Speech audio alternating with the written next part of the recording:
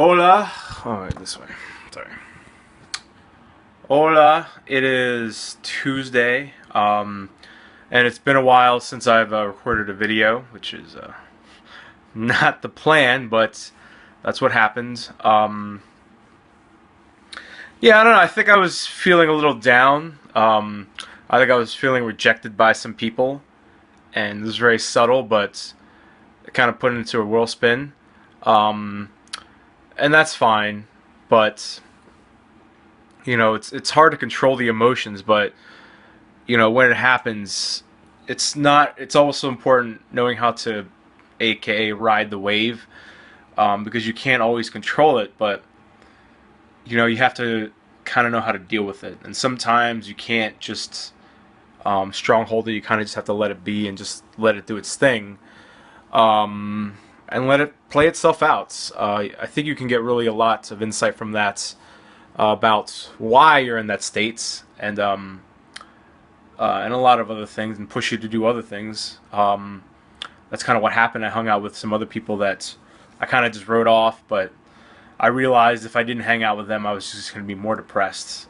So it was interesting. Like, there was a little bit of me kind of reevaluating my expectations for the person and accepting them more, just so I could, basically have them in my life. Before I kind of just cut them off because I'm like, oh, this person is not the person I thought they were, blah, blah, blah. He's not the perfect person or whatever. Um, and yeah, I've done that before, but in this state of extreme isolation, I really don't have a lot of choices. So yeah, it's really interesting. I did learn that. I learned there's like a give and take with people because you're never gonna find like a perfect person in your head.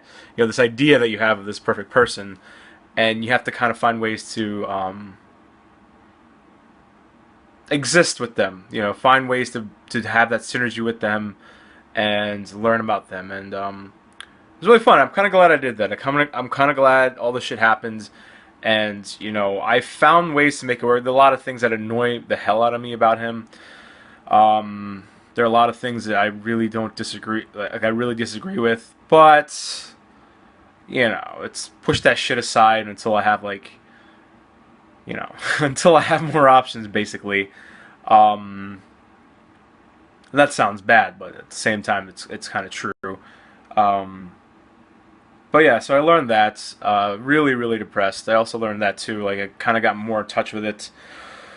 But I kind of also just said fuck it to a lot of things. But now I'm trying to get back into it. I'm trying to not rely on that dark energy right now, just because I was able to work through it. But I think in general, it's not something I want to rely on. But I want to know that I'm able to work through it, and that's important. But now I would rather kind of tap into some different energies.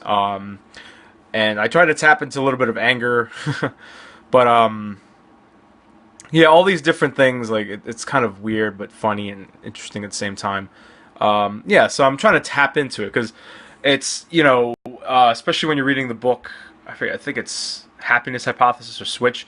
Talks about the elephant and the rider, and even then, I thought I kind of had a handle on the elephant and motivating it, and getting it excited and interested and tapping into those emotions to really propel what I'm doing and to fuel what I'm doing.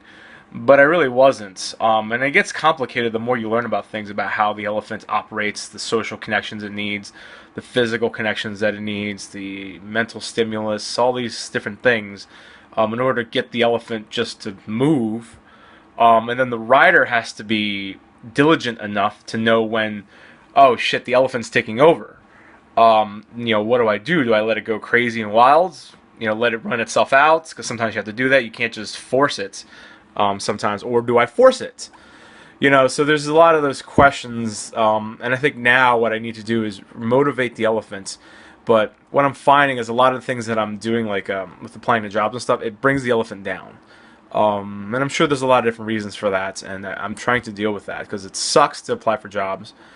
The just the debilitating feeling of it, but I have to find a way to deal with it because I'm sure there'd be other instances of this type of thing where mentally I'm in it, and then for one reason or another, the emotions kick in, but they're not the ones you want.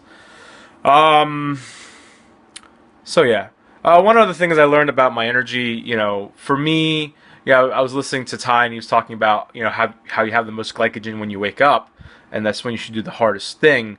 But for me, it's a little different where I kind of need to do the easiest thing first, build up my confidence, kind of get my brain engaged, kind of feel good about the things that I've already done, and then hit the hard things. Because if I do the hard things early, it basically will drain me entirely. Then I can't do anything else. It'll basically kind of bring me down. That's just the way I work. And then I'm just dead after that. Like I've done that before.